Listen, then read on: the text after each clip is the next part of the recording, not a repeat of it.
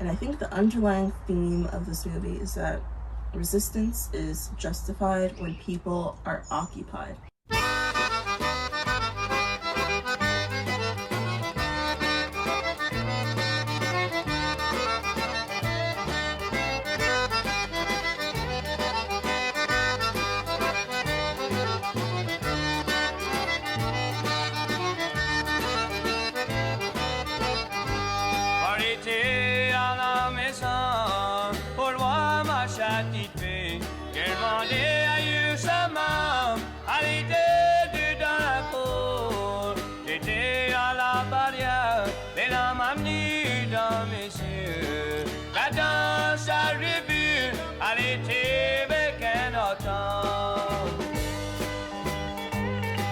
Southern Comfort's probably the only war movie that hasn't received any funding from the State Department.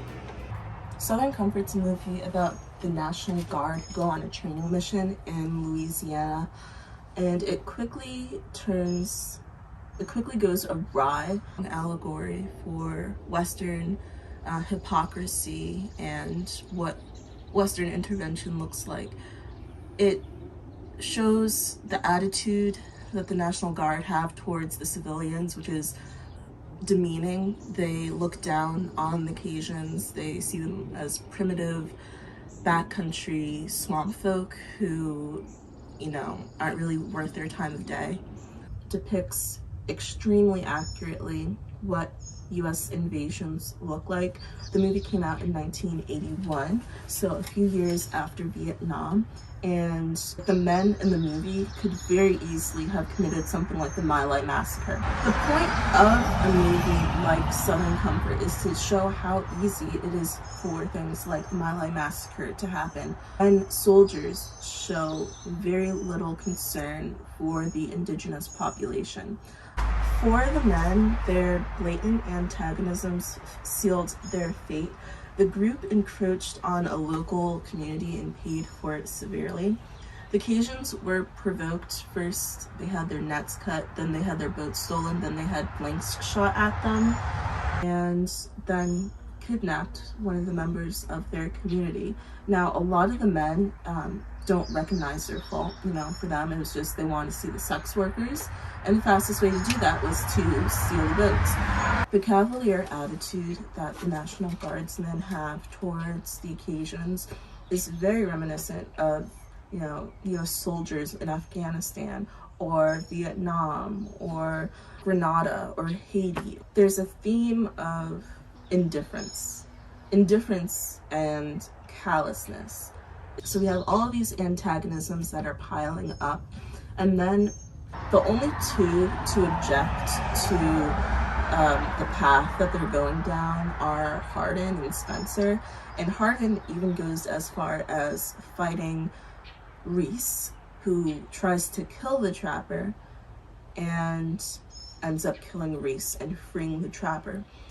Hardin and Spencer are the only two characters to show any kind of moral qualms or resistance to the path that they're going down. They recognize their role in antagonizing the Cajuns and even go as far as trying to resolve the conflict by returning the trapper.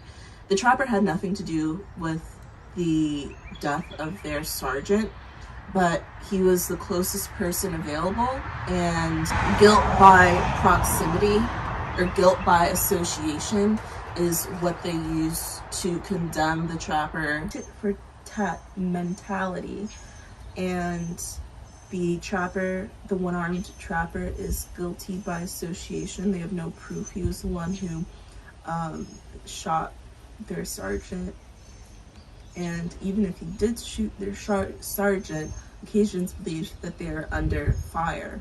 Spencer and Hardin are the only two to recognize the errors of their ways and recognize their aggression towards the Cajuns was unwarranted as they made the first transgression towards the Cajuns. Really commend this movie for making the audience sympathize with the Cajuns, even though we're seeing this from the National Guard's perspective.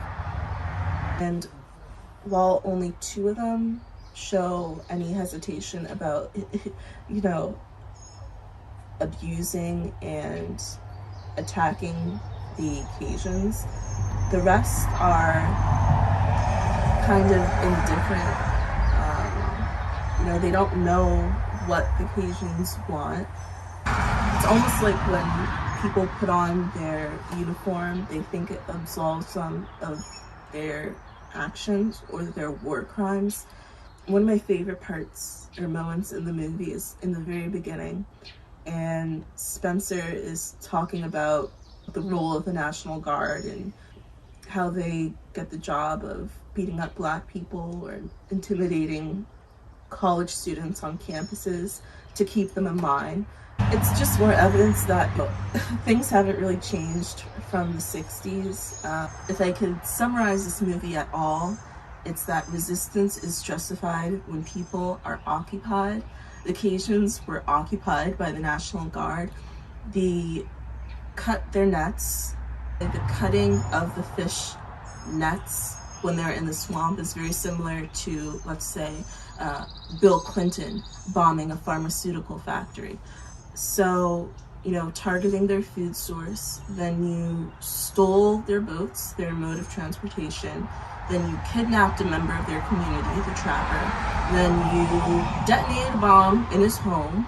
So you created,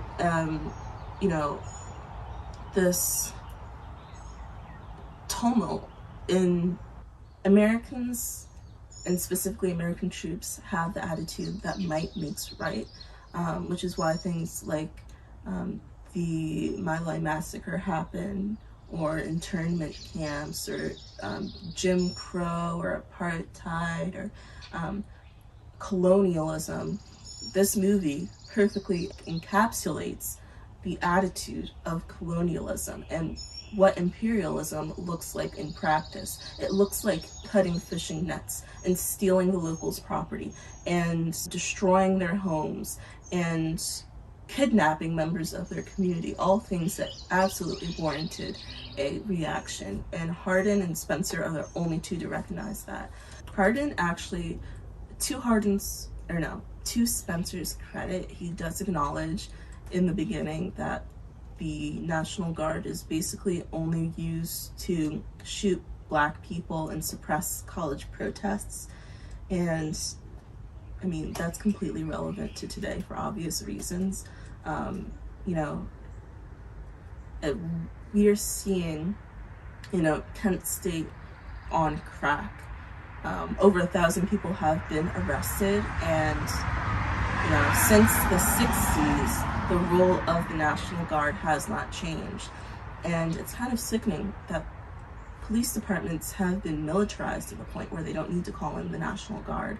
They can use flashbangs, LRAD, smoke bombs, pepper spray, rubber bullets, and the only distinction is the uniform.